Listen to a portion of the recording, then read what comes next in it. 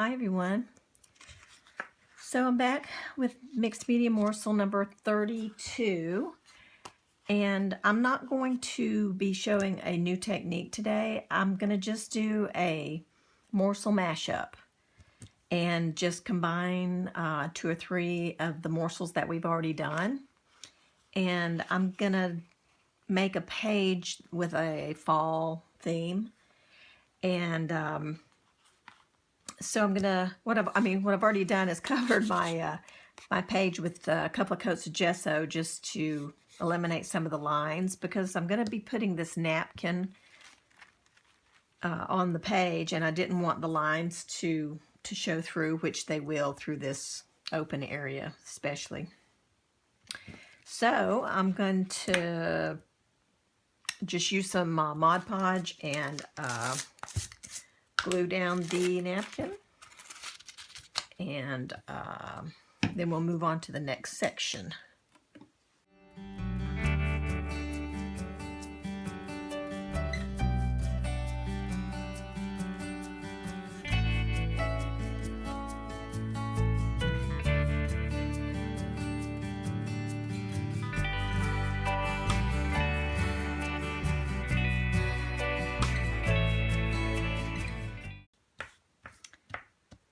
I've already taken the backing off of this napkin, so this is just the top layer only.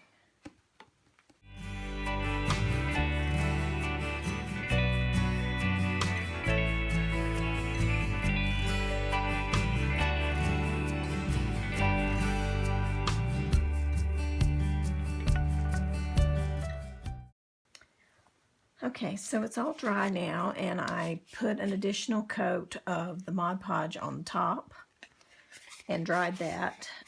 So we're ready for the next step. So the first morsel on my page is the napkin background, and you can use any of the morsels that you'd like to do. Gives you good practice for when you're making your full-size art journal pages. Okay, so I'm going to use the napkin for the background, and then I'm going to create a little scarecrow's face or head to put on the page. So I have some scrap of manila colored cardstock or cream colored cardstock, and I'm just going to cut out, just freehand cutting. I'm not making anything, you know, perfect circles or anything, but I just want to, you know, create just a rough circle, basically, for my scarecrow's face. All right. Might be a little bit big. I'm going to trim it down just a little bit.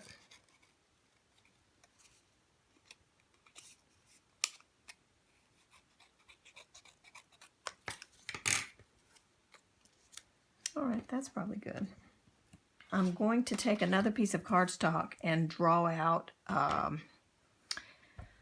hat for him and a little scarf to go in the neck area here. And then I'm going to use, for my next morsel, the torn paper strips like we've used before. And I'm just going to cover the image that I draw, and then I'm going to cut it out again.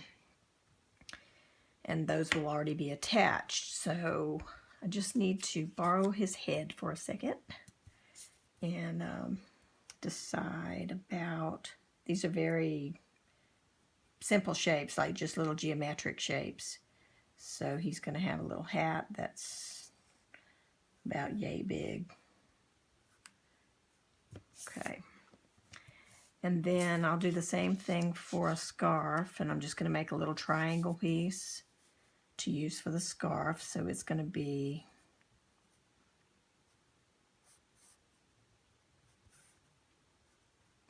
like that.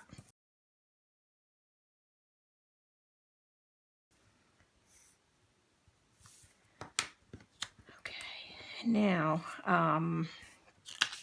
in order for this to show through on the other side, I think I'll just use a Sharpie and outline it, and then it should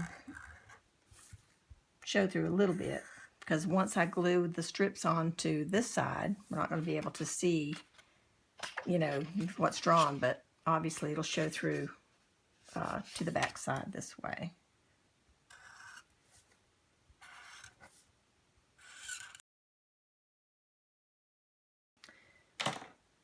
Okay, so for the hat, I've got some brown.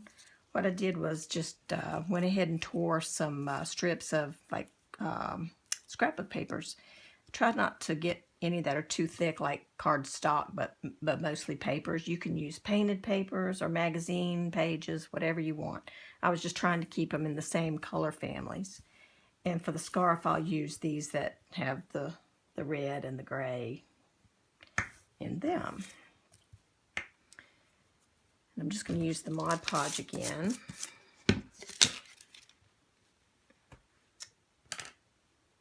It might be that my strips are a little too thick since my scarecrow is a little bit smaller. So I'll probably just go ahead and tear these down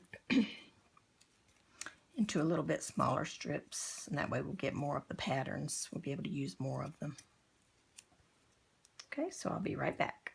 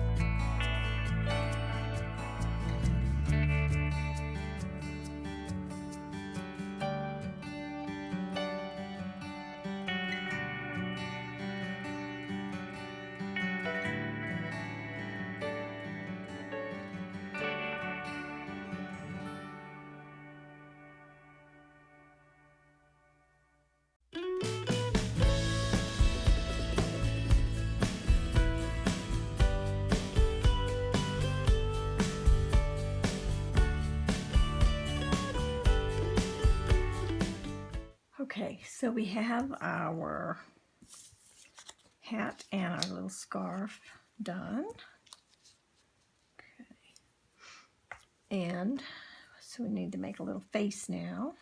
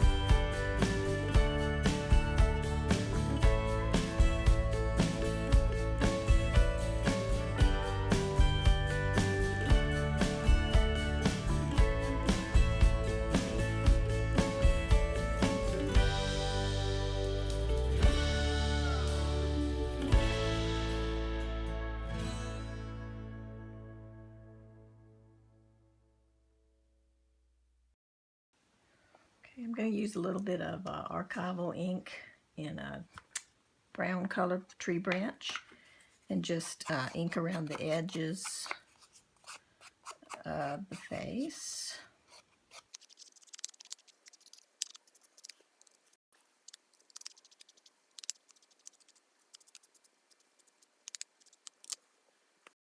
I'm going to go ahead and glue his face down.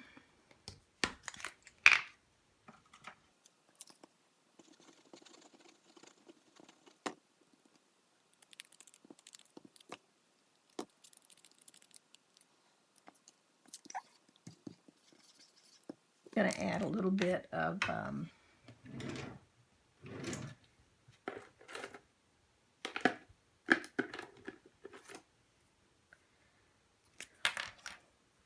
just a little bit of outlining on the little pieces that I created here with the paper strips.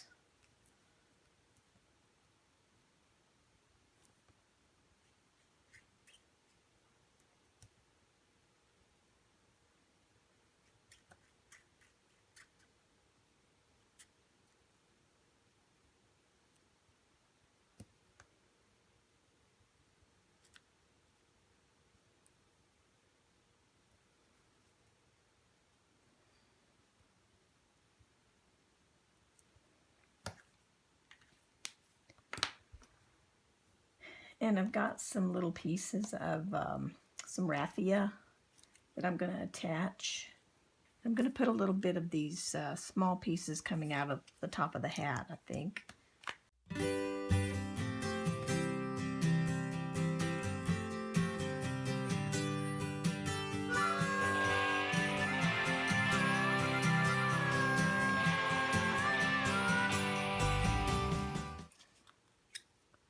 And then trim a little bit here and there.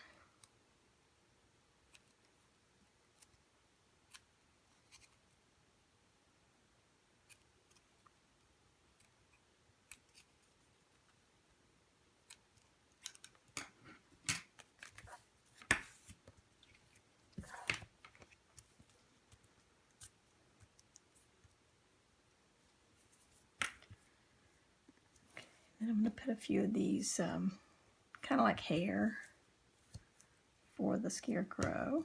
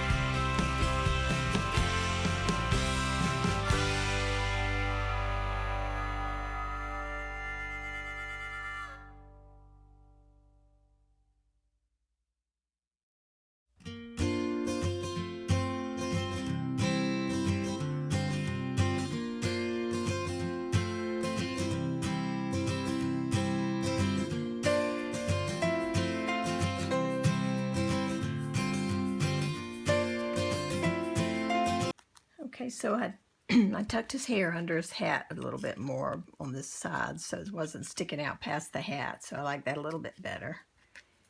And the last thing I'm going to do is just add a little doodled water.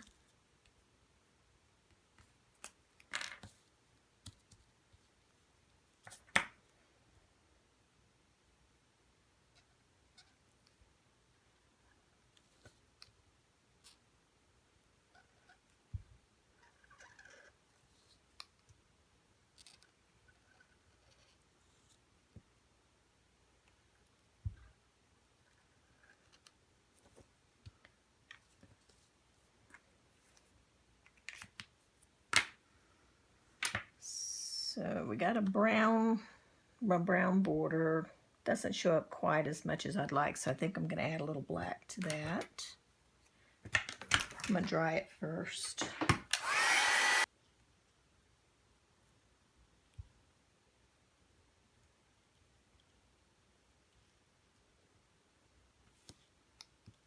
It's not really showing up a whole lot either, so I'll probably be adding some white.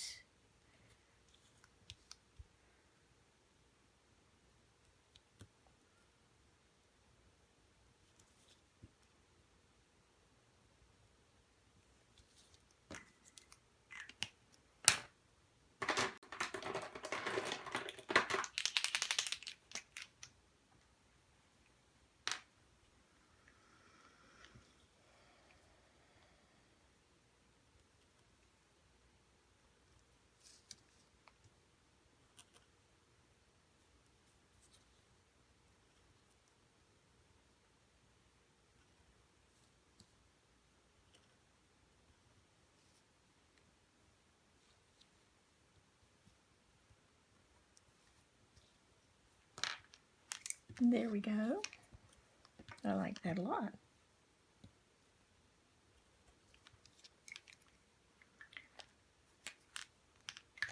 All right. I haven't decided if I want to put a word on there. I might put something simple like fall. But that's what he looks like so far. I think I'm going to outline him a little bit more with some black. And see how it looks then.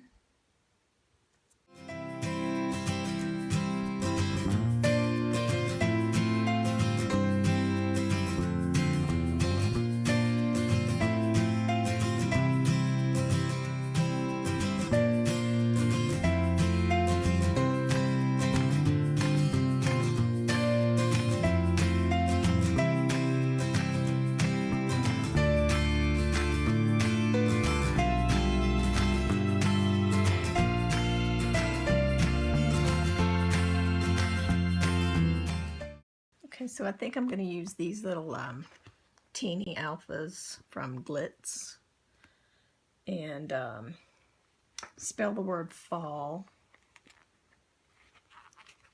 I hope there's enough room. I might have to trim down a letter or two, but I think I'm going to make it work.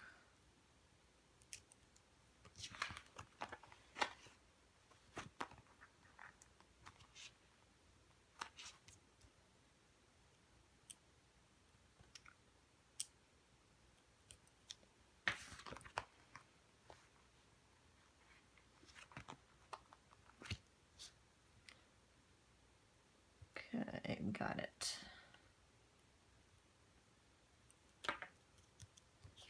That's kind of nice, and it brings the orangey coral colors down to this side. So I like that.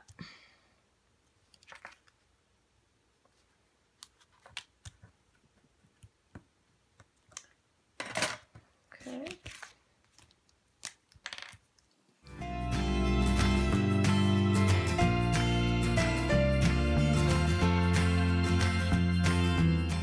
Yep, I like it a lot. Okay, so there we go, guys. A little morsel mashup. Sorry if I was out of frame there a few times.